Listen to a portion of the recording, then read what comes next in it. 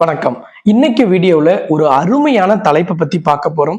வருஷத்துக்கு ஒரே ஒரு நாள் நமக்கு கிடைக்கக்கூடிய ஒரு அற்புதமான வாய்ப்பு, ஒரு ஆச்சரியமூட்டும் ஒரு வாய்ப்பு, ஒரு அதிசய வாய்ப்பு. நம்ம வாழ்க்கையில மிகப்பெரிய சிக்கலை கூட ரொம்ப ஈஸியா தீர்க்கறதுக்கு இறைவனை நம்ம போய் வழிபாடு செய்யும் ஒரு அற்புதமான வாய்ப்பு தான். ஜனவரி 3ஆம் தேதி ஆருத்ரா தரிசன நாளும் பௌர்ணமியும் ஒன்றாக வரக்கூடிய ஒரு விசேஷ நாள். இந்த ஆருத்ரா தரிசனம் அப்படிங்கிறதே நடராஜர் அபிஷேகத்திற்கு உகந்த நாள். வருஷத்துக்கு 6 நாள் தான் நடராஜருக்கு அபிஷேகம் நடக்கும் எந்த சிவாலயத்திலும். ஆனி மாதம் திருவாதிரை நட்சத்திரத்துல வரக்கூடிய ஆருத்ரா தரிசனத்தை விட சிறந்த நாள் அப்படிங்கிறது மார்கழி மாதம் திருவாதிரை நட்சத்திரத்துல வரக்கூடிய இந்த ஆருத்ரா தரிசன நாள். இந்த ஆருத்ரா தரிசன நாள் நம்ம எல்லாருக்குமே ஞாபகத்துக்கு வர்றது உத்தரகோச மங்கையில் இருக்கக்கூடிய மரகத நடராஜருக்கு நடைபெறும் அபிஷேகம். ஆண்டுக்கு ஒரு முறை சந்தன காப்பு நீக்கி நமக்கு காட்சி தரக்கூடிய மரகத நடராஜரை நாம் வழிபாடு செய்யறது நமக்கு எல்லாருக்கும் தெரியும்.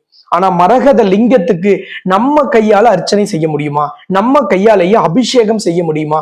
அப்படி ஒரு வாய்ப்பு எங்கேயாவது இருக்கா அப்படின்னா அதை பத்தி தான் நாம இன்னைக்கு இந்த வீடியோல பேச போறோம். உங்களுக்கு மரகத லிங்கத்திற்கு அபிஷேகம் செய்யணுங்கிற அந்த அரிய வாய்ப்பு, சிவனை நம் கைகளாலேயே அபிஷேகம் செய்து குளிர்விக்கும் அந்த பெரும் பாக்கியம் நமக்கு வேணும் அப்படின்னு நீங்க நினைக்கிறீங்களா? கண்டிப்பா இந்த வீடியோ உங்களுக்கானது. அதை பத்தி தான் நாம இன்னைக்கு இந்த வீடியோல டீடைலா பேச போறோம். இந்த சேனலை சப்ஸ்கிரைப் பண்ணலினா சப்ஸ்கிரைப் பண்ணிட்டு பெல் பட்டன்ல ஆல் ஆப்ஷன் கொடுத்துடுங்க. நிறைய கோவில்களோட திருவிழாக்கள், விசேஷமான தகவல்கள், ஆன்மீக கேள்வி பதில்கள், ராசி பலன்கள், கோவில்ல நடக்கக்கூடிய அபூர்வமான சில பண்டிகைகளை பத்தியும் நாம இந்த வீடியோல பேசும் பொழுது உங்களுக்கு அந்த நோட்டிபிகேஷன் அப்பதான் காமிக்கும். எந்த விஷயத்தையும் லாஜிக்கோட அணுகக்கூடிய ஒரு சேனல் அப்படின்னா அது நம்ம சேனல் தான். நம்ம எந்த ஒரு ஜோதிட விஷயங்களையும் சரி, கிரகங்களையும் சரி, வழிபாட்டு முறைகளையும் லாஜிக்கா கனெக்ட் பண்ணி தான் நம்ம எப்பவுமே பேசுவோம்.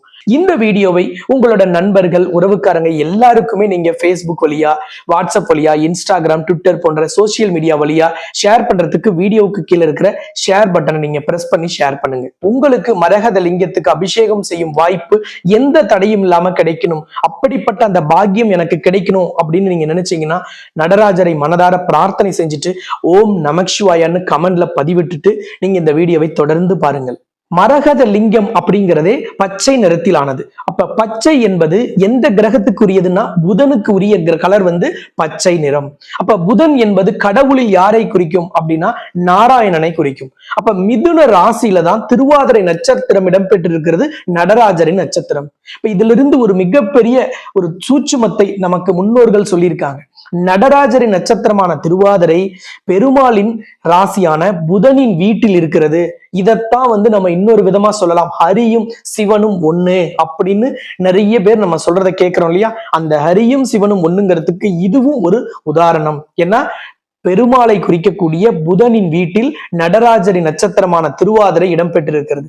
அப்ப மரகத லிங்க வடிவில் நாம் சிவனை வழிபாடு செய்யும் பொழுது ஒரே நேரத்தில் நாராயணனையும் ஒரே நேரத்தில் ஈசனையும் வழிபாடு செய்த பலன் நமக்கு கிடைக்கும். அப்ப பெருமாளும் சிவனும் ஒன்றாக நமக்கு காட்சி தரக்கூடிய அந்த அற்புதம் தான் மரகத நடராஜரா இருக்கலாம், மரகத லிங்கமா இருக்கலாம். இதை ஆண்டுக்கு ஒரு முறை நம் கைகளால் அபிஷேகம் செய்யும் வாய்ப்புன்னு சொன்னீங்களே குருஜி, எங்கே அந்த வாய்ப்பு அப்படின்னா உலகின் முதல் அஷ்டலட்சுமி நவகிரக திருக்கோவில்ல, அதாவது 52வது சக்தி பீடமான சேலம் மாவட்டம் தலைவாசல் இருக்கும் ஆலயத்துலதான் இந்த மரகத லிங்கத்திற்கான அபிஷேகம் அன்னைக்கு பக்தர்கள் கைகளால் செய்யும் வாய்ப்பு வழங்கப்படும். அப்ப கண்டிப்பாக இந்த ஜனவரி 3ஆம் தேதி அன்னைக்கு இந்த மரகத லிங்கத்திற்கான அபிஷேகத்தில் நீங்கள் கலந்து கொண்டு உங்கள் திருக்கரங்களாலேயே சிவனுக்கு நீங்கள் அபிஷேகம் செய்யலாம். அப்படிப்பட்ட இந்த வாய்ப்பை நீங்கள் பெறுவதற்கு ஸ்கிரீன்ல தெரிகிற நம்பரை தொடர்பு கொண்டு முன்பதிவு பண்ணிடுங்க. என்ன முன்பதிவு ப்ரொசீஜரோ அதை ஃபாலோ பண்ணிடுங்க. அன்றைய தினம் பௌர்ணமியாக இருப்பதால் ஆலயம் மகாலட்சுமியின் ஆலயமாக இருப்பதாலும் அங்கே பெருமாள் தன்வந்திரி பெருமாளாக காட்சி தரும் ஆலயமாக இருப்பதால் அன்றைய தினம் லக்ஷ்மி குபேர ஹோமமும் திருமண தடைக்கான சுயம்வர கலா பார்வதி ஹோமமும் காலையில 9:30 மணிக்கு நடைபெறும். அப்போ உங்களுக்கான லக்ஷ்மி கடாட்சத்தை ஆண்டு தொடங்கும் பொழுதே பெறுவதற்கு, இந்த 2026ஆம் ஆண்டு சீரும் சிறப்புமாக இருப்பதற்கு நீங்க அன்றைய தினம் லக்ஷ்மி குபேர ஹோமத்தில் கலந்து கொண்டு அதன் பிறகு மரகத லிங்கத்திற்கு உங்கள் கைகளாலேயே அபிஷேகம் செய்யலாம். அந்த ஹோமத்தில் கலந்து கொள்வதற்கும் மரகத லிங்கத்திற்கு அபிஷேகம் செய்வதற்கும் ஸ்கிரீன்ல தெரிகிற நம்பரை தொடர்பு கொண்டு முன்பதிவு பண்ணிடுங்க. இந்த ஆலயம் எங்க இருக்கு? சேலம் மாவட்டம் தலைவாசல் இருக்கு. சேலத்திலிருந்து சென்னை நோக்கி போகும்போது சேலம் சென்னை தேசிய நெடுஞ்சாலையில 60 கிலோமீட்டர் தொலைவிலையும், சென்னை, விழுப்புரம், பாண்டிச்சேரி, கடலூர், நெய்வேலி, விருதாச்சலம் பகுதியிலிருந்து வந்தீங்கன்னா கள்ளக்குறிச்சியை தாண்டி சேலம் நோக்கி போகும்போது 25வது கிலோமீட்டர்லையும் தான் இந்த தலைவாசல்ங்கிற ஊர் அமைந்திருக்கிறது. இந்த ஊர்ல தான் இந்த உலகின் முதல் அஷ்டலட்சுமியும் நவகிரகமும் இருக்காங்க.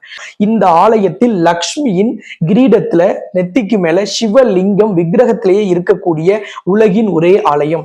கருவறையில அஷ்டலட்சுமியும் நவகிரகமும் சிவலிங்கத்தோடு காட்சி தரக்கூடிய ஒரு அற்புதமான ஆலயம். சிவனும் மகாலட்சுமியும் நவகிரகங்களை அடக்கி ஆளக்கூடிய ஒரு அற்புத ஆலயமாக இருப்பதால் நவகிரக தோஷங்கள் இங்கே நீங்குகிறது. சுக்கிரனின் அதிபதி தான் கடவுளில் மகாலட்சுமி. அப்ப திருமண தடைக்கு சுக்கிரன் தான் காரணம் போது சுக்கிரனை வழிபாடு செய்யும் விதமாக இங்கே நடைபெறும் சுயம்பர கலா பார்வதி ஹோமம், அதாவது திருமண தடைக்கான கடைசி பரிகாரம் விசேஷமானது. அந்த கடைசி பரிகார ஹோமம் தான் ஒவ்வொரு பௌர்ணமியிலும் இந்த ஆலயத்தில் நடைபெறும். இந்த வருடம் 2026 தொடங்கிய 2 நாள்லேயே வரக்கூடிய பௌர்ணமியிலையும் இந்த மரகத லிங்கத்திற்கு அபிஷேகம் செய்யக்கூடிய இந்த நாளில் நீங்க இந்த ஹோமத்தில் கலந்து கொண்டு உங்கள் திருக்கரங்களாலேயே மரகத லிங்கத்திற்கு அபிஷேகம் செய்யும் பொழுது திருமண தடை நீங்கிவிடும்.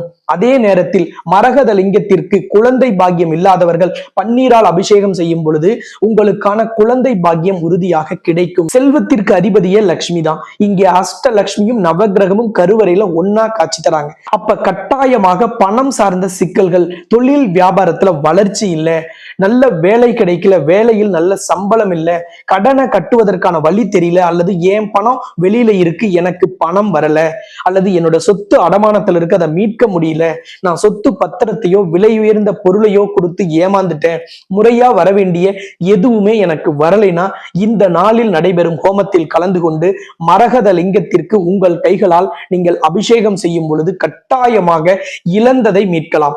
உங்களுக்கு வழி தெரியாத சிக்கல்களுக்கு வழி கிடைக்கும். எம்பெருமான் ஈசன் தான் 8000 ஜீவராசிக்கு படியளக்கக்கூடியவர். அப்ப உங்களுக்கும் நிச்சயமாக உங்கள் பிரச்சனைகளை தீர்ப்பதற்கு வழி தருவார். நிச்சயமாக உங்கள் சிக்கல் நீங்கும். இந்த ஆருத்ரா தரிசன நாளில் மரகத லிங்கத்திற்கு நம் கைகளால் அபிஷேகம் செய்யும் இந்த அற்புத வாய்ப்பு கிடைத்துட்டா நம்மளோட வாழ்க்கையில நம்மளோட பிறவி பயணம் நம்ம அடைஞ்சிட்டதா அர்த்தம். அப்படிப்பட்ட இந்த அற்புத வாய்ப்பு ஒரு குறிப்பிட்ட அளவு நபர்களுக்கு மட்டும்தான் அனுமதி உண்டாங்க. ஹோமத்தில் கலந்து கொண்ட பிறகு அந்த நேரத்துல நீங்க அபிஷேகம் செய்து வழிபாடு செய்யும் பொழுது சிவபெருமானின் ஆசியும் பெருமாளின் அனுகிரகமும் அஷ்டலட்சுமியின் அருள் கடாட்சமும் கிடைக்கும் பொழுது நமக்கு 16 செல்வங்களும் குறைவில்லாமல் கிடைக்கும். அஷ்ட ஐஸ்வர்யங்களும் நமக்கு குறைவில்லாமல் கிடைக்கும். பொதுவாகவே தென்னிந்தியாவில் மகாலட்சுமியின் ஆலயம் ரொம்ப ரொம்ப குறைவு. இங்கே அஷ்டலட்சுமியும் ஒரே ஆலயத்தில் கருவறையில் நமக்கு ஒன்றாக காட்சி தரக்கூடிய ஆலயமாகவும், இங்கே மகாலட்சுமியின் நெற்றிக்கு மேல் சிவலிங்கம் இருப்பதாலும், நவகிரகங்கள் இங்கே லட்சுமி மற்றும் சிவபெருமானின் கட்டுப்பாட்டில் இருப்பதாலும் இந்த ஆலயம் பிரசித்தி பெற்றதாக இருக்கிறது.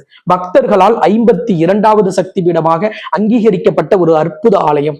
இயற்கை எழில் சார்ந்த இடத்தில் அமைந்திருக்கும் இந்த ஆலயத்தில் நடைபெறும் ஜனவரி 3ஆம் தேதி நடைபெறும் லட்சுமி குபேர ஹோமத்திலும் சுயம்பர கலா பார்வதி ஹோமத்திலும் கலந்து கொண்டு நீங்கள் அதன் பிறகு நடைபெற இருக்கக்கூடிய மரகத லிங்க அபிஷேகத்திற்கு நீங்கள் அனைவரும் வருகை தாருங்கள். உங்கள் அனைவருக்குமே அங்கே அபிஷேகத்திற்கான வாய்ப்பு வழங்கப்படும். நீங்க முன்பதிவு செய்துவிட்டு முன்பதிவு ப்ரொசீஜரை ஃபாலோ பண்ணிட்டு வாருங்கள். இது ஆண்டுக்கு ஒரு முறை மட்டுமே இந்த ஆலயத்தில் வழங்கப்படும் ஒரு உன்னதமான வாய்ப்பு. இன்னைக்கு ஒரே ஒரு நாள் மட்டும்தான் மரகத லிங்கம் பக்தர்களின் பார்வைக்கும் வைக்கப்படும். பக்தர்கள் கையால் அபிஷேகம் செய்யும் வாய்ப்பும் வழங்கப்படும். அப்ப அதை சரியாக பயன்படுத்தி கொள்ளும் பொழுது உங்களுக்கு எம்பெருமானின் ஈசனின் அனுகிரகம் பரிபூர்ணமாக கிடைக்கும். அஷ்ட ஐஸ்வர்யங்களுக்கும் 16 செல்வத்திற்கும் அதிபதியான மகாலட்சுமியின் பரிபூர்ண அருள் கடாட்சமும் கிடைக்கும். தன்வந்திரி பெருமாளின் மிகப்பெரிய அருள் கடாட்சமும் கிடைக்கும். நவ கிரகங்களின் நல்லாசியும் உங்களுக்கு கிடைக்கும். அப்ப இப்பவே ஸ்கிரீன்ல தெரிகிற நம்பரை தொடர்பு கொண்டு நீங்க உங்களோட பெயர், ராசி, நட்சத்திரத்தை கொடுத்து முன்பதிவு செஞ்சிடுங்க. ஜனவரி 3ஆம் தேதி காலை 9:30 மணிக்கு ஹோமம் தொடங்கும். அதன் பிறகு மரகத லிங்கத்திற்கு அபிஷேகம் நடைபெறும். உங்களோட வாழ்க்கையில் இந்த 2026ஆம் ஆண்டு தொடங்கும் பொழுதே இந்த விசேஷ பூஜையிலும் இந்த விசேஷ அபிஷேகத்திலும் கலந்து கொள்ளுவதால் கண்டிப்பாக உங்களுடைய எல்லா விதமான தடைகளும் நீங்கும். உங்களுடைய கஷ்டங்களும் கவலைகளும் கட்டாயம் விலகிச் செல்லும்.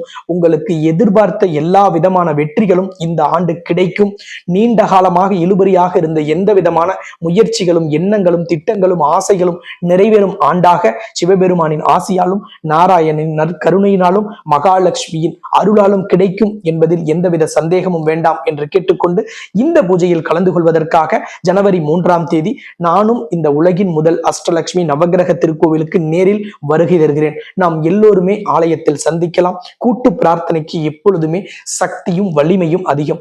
அப்படிப்பட்ட கூட்டு பிரார்த்தனையில் நாம் எல்லோரும் சேர்ந்து ஈடுபடலாம் என்று கேட்டுக்கொண்டு அங்கே சில ஆன்மீக தகவல்களையும் அரிய தகவல்களையும் நம்ம பகிர்ந்து கொள்ளலாம் என்று கேட்டுக்கொண்டு அனைவரும் வாருங்கள் என்று உங்களுக்கு அழைப்பு விடுத்து இந்த 2026ஆம் ஆண்டு சிறப்பாக இருக்க வேண்டும் என்பதற்கான வாழ்த்துக்களையும் ஆசிகளையும் கூறி உங்களிடமிருந்து விடைபெறும் நான் ஜோதிட ரத்னா, ஜோதிட கலாநிதி, ஜோதிட செம்மல், மகாலட்சுமி உபாசகர் ஸ்ரீலஸ்ரீ டாக்டர் ராம் பரிமளம் ஆச்சாரிய குருஜி. நன்றி, வணக்கம்.